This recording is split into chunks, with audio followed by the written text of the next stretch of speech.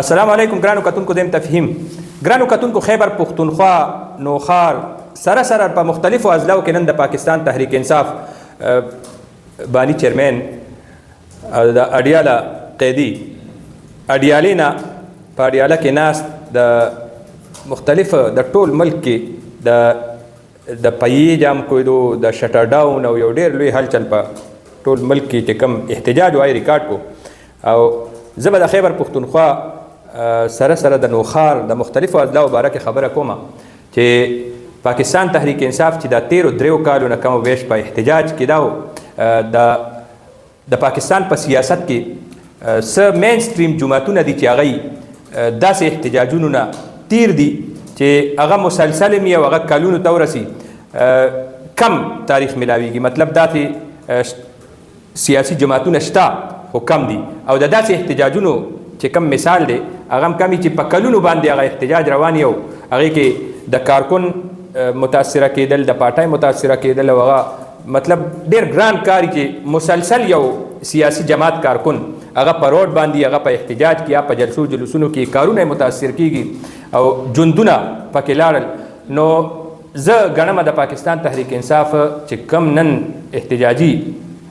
ریلیانې وشوې شټر ډاون چې کم کال ورکړی شوی د پایې جام کولو کار اوورال زه دې ته کامیاب ویم د په نوخار کې هم نن شوبره چوک کې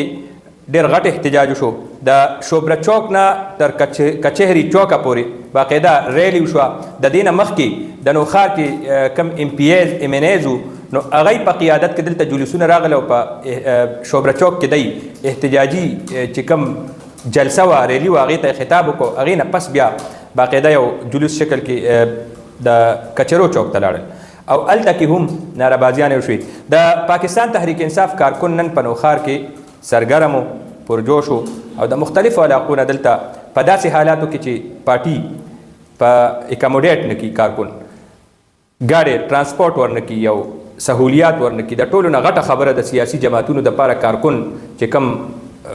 مومن دي هغه خوځول او هغه تحریک پیدا کول او هغه یو ځای نه بل ځای ته راغوستل نو سیاسي جماعتونه په دې باندې ډېر لوی خرچ هم کوي او پیسې لګوي نو موږ د تیر څه وخت نه ګورو چې د پاکستان تحریک انصاف د طرف نه د داسې پروګرامونو دپاره هیڅ قسمه څه ترانسپورټ سهولت هغه نه مهیا کېږي لوکل سطح باندې که کارکنان ځان سره مقامي تنظیمونه په شریکه باندې یو ګاډې هغه هایر کوي او هغه یو ځای ته راولي خو بره نه ملاویږي نو داسې حالاتو کې د نوخار چې کم احتجاج و هغه تسلي بخش ورته ویو نن د سار نه په نوخار کې د اتوار ورځ وه او په روډ باندې ترانسپورټ هغه سار کې خو نو بیا هغې نه پس په روډ باندې د کم پرایویټ د خلکو خپل ګاډي نو هغه کارېدل او د نور د سورلو ګاډي د 11-12 بجو نه پس روډونو ته راغلي حالانکې ودونه د اتوار په ورځ مونږ ګورو چې مومنټ ډېر زیات وي د اتوار په ورځ خلک په چوټۍ وي او پکنیک ته سیلونو دپاره مختلفو شیزونو دپاره راوځي او هغه د سورلو رکشو کې چې کوم د دوی مختلفو سپاټونو ته تګي نو په روډ باندې مونږ رش لیدلی دی هغه شانتې رش دلته نو د صوبې په مختلفو علاقو کې چې کوم مونږ حالات وکتل نو دا تاسو ته به فوټیج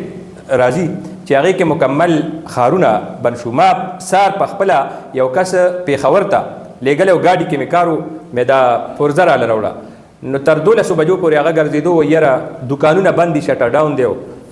سبا به یې ګورو نو ما ته دا اندازه وشه چې په پېښور کې خو کم از کم مکمل هړتال بیا چې ما وروستو کتل مانسیرا ابتباد سوات ملکنډ ډویژن بنو طرف ته ډی ای خان نښکته چې کوم اضلاع دي نو دې کې مکمل هړتال و شټر ډاون هم او پیم جام وه زه وایم د پاکستان تحریک انصاف کارکنانو نن چې کوم د هغوی لیډر د 8 فروری حوالې سره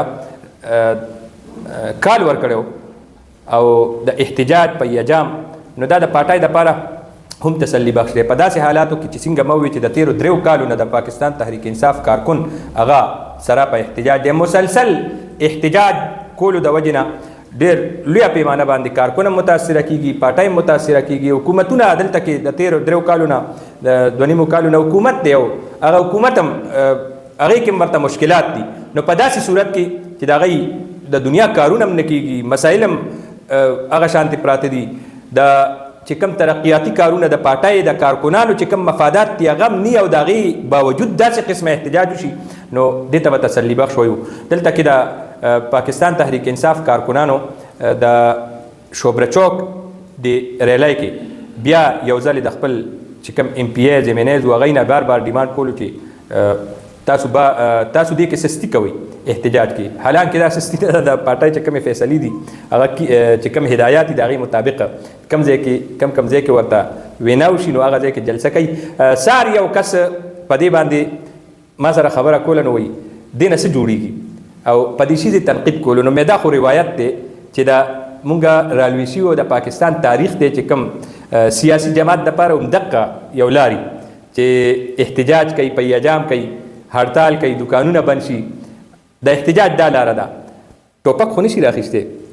نو دام د خراج تحسین پیش کولو خبره ده چې درېو کالو نه یو کارکن مسلسل دیوال سره لګي، گزارونه پې کېږي،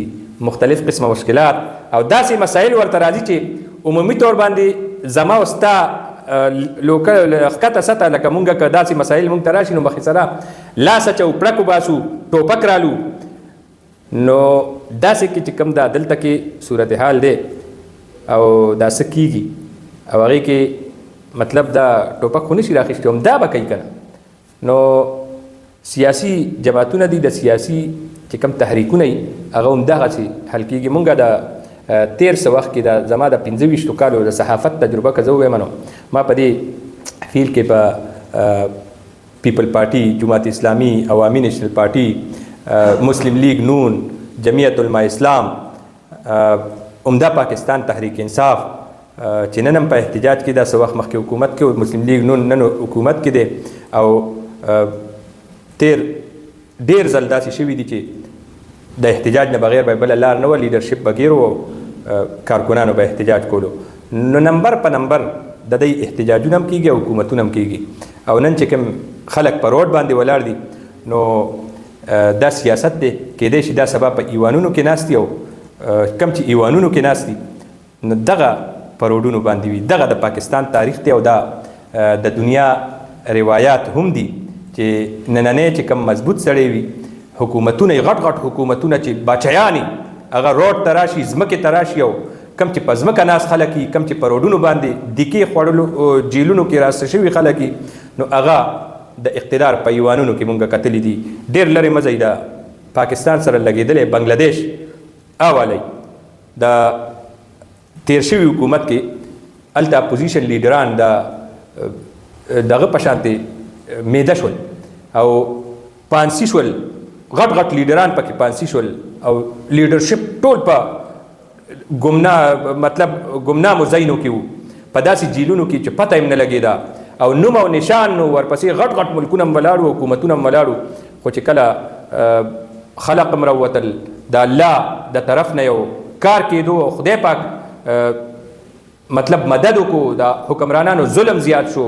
زیاتی زیات شول نو همغه حاکمان چې ډېر مضبوط او هغه حسینه واجد چې ډېره مضبوطه وه او ډېر ظلمونه یې کړي نو هلیکاپټر کې د بنګلادیش نه انډیا ته وتښتېده او تر ننه پورې بار ده. او دقسې د مصر حسني مبارک نور غټ غټ باچیان تاسو په دې 13-15 کالو کې چې کم خلق د سیاست باندې د تجربه کې تیر شوي نو هغه یې تښکاري. نو مونږ د ټولو کارکنانو ته هم وایو، اقتدار کې ناستو خلکو ته هم وایو چې د دنیا د ژوند وخت دا څه ټیم هم بدلیدی شي او الله تعالی شپې پسې ورځ راولي او ورځ پسې شپه راولي، دا هم یو فطرت دی. نو تورې شپې پسې رڼا ورځ او رڼا ورځ پسې شپه دا شته. نو دغه دی دا ټول خلک په ذهن کې کېدي او کړه وړه دی کوي په دنیا کې چې راتلونکی وخت ځان دپاره هم